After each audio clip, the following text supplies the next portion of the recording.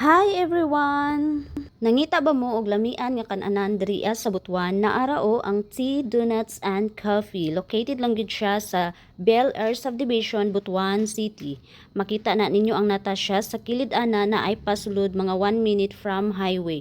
Open sila from Monday to Sunday at 9 a.m.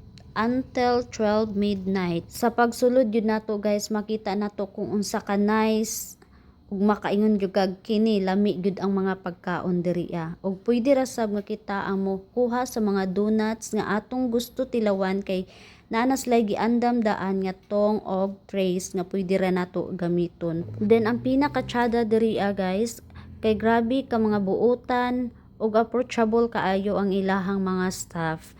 Then mo-offer na sila nga sila ang mo take og pictures sa inyo ha. So kung nag-cravings mo ging ani nga mga foods diri ata sa TD&Co, lami na, barato ug worth it gyud ang mabayran, arat na.